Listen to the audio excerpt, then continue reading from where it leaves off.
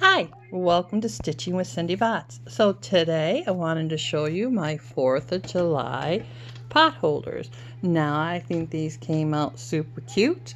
They are 8.5 inches by 8.5 inches square. I have this one that is a flag representation. And then I have this style that I made where it has stripes in the corner and on the opposite opposing diagonal corners we have a piece of material that's blue with white stars. So I thought that came out cute. So I did make a pair of them. Again, 8.5 by 8.5. They are just super cute, I think, to celebrate the holiday. So let's talk about how you make them. So this is the block that you end up with is right here. Okay, so this is an 8.5 by 8.5 inch block. So what I did was I used this blue material with stars on it for the corner. That's a 4.5 by 4.5 inch square. And then I made sets of white and red strips. So now I made this block here. This is a 4.5 inch block here. Let's just kind of cover that up like that. So that's the first set that I made, was the square with the red, white, red, white. Again, 4.5 inches wide. And I used a 1.5 inch strip of white and an 1.25 inch strip of red.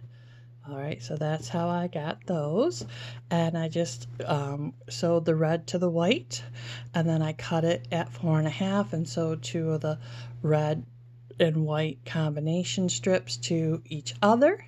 Then I sewed this together, the blue to the red, and then I did one seam connecting the blue and the red piece here, this section, these 2 units together, to one long unit that I cut at 8.5. All right, now I did need to do a little trimming when I put it together, but that's all right. I just took that little bit of trimming off the bottom row of red.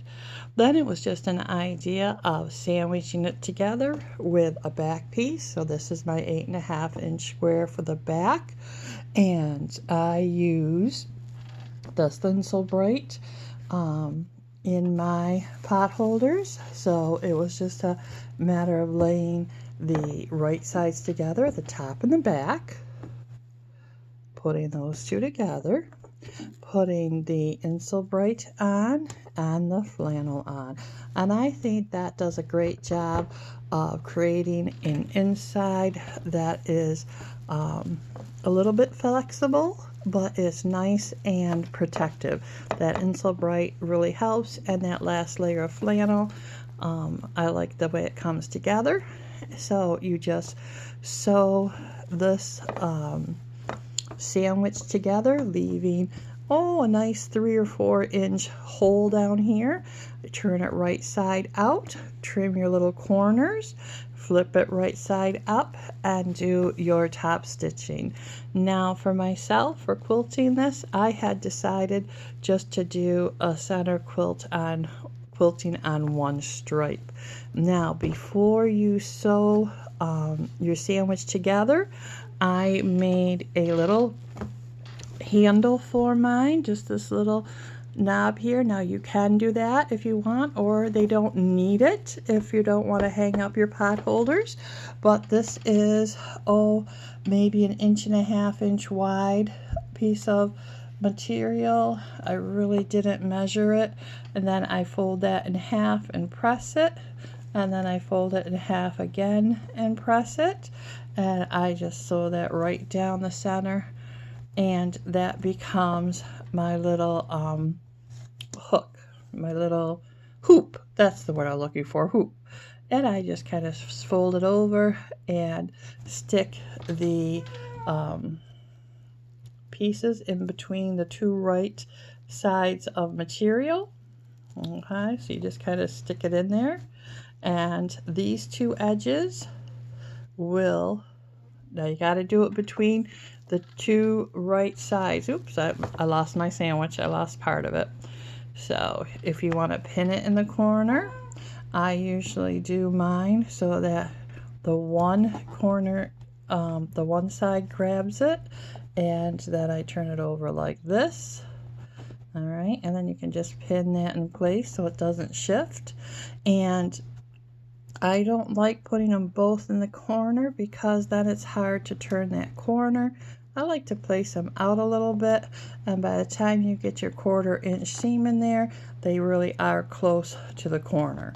All right, so make sure that your hoop, if you choose to use a hoop, is between the two squares that are right sides together before you sew it.